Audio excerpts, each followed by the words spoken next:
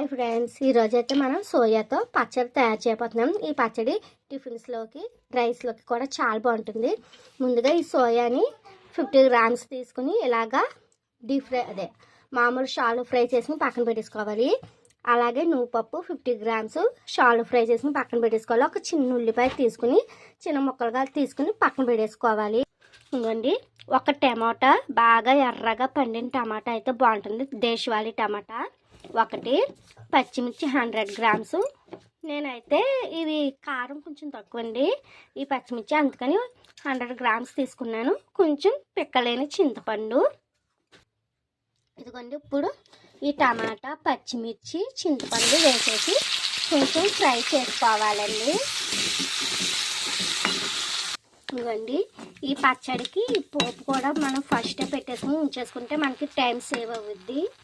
ఇదిగోండి, జార్లో అయితే సోయా, వెల్లుల్లి, నువ్వుపప్పు వేసుకుని సాల్ట్ కూడా వేసేసుకుని గ్రైండ్ చేసుకోవాలి. ఈ పచ్చడిని ఇది మెత్తగా గ్రైండ్ అయిన సోయా టమాటా పచ్చడి అయితే ఈ విధంగా రెడీ అయింది. ఇప్పుడు మనం దీనికి తాలింపు వేద్దాం. ఇంకోండి, చూసారా, మన యమ్మీ సోయా పచ్చడి అయితే ఈ విధంగా రెడీ అయిపోయింది. ఇది టిఫిన్స్ రైస్లోకి చాలా బాగుంటుంది. ఈ వీడియో మీకు నచ్చితే లైక్, షేర్, సబ్స్క్రైబ్ చేయండి. సబ్స్క్రైబ్ మాత్రం మర్చిపోకండి మన వెంకట దుర్గ యూట్యూబ్ ఛానల్కి.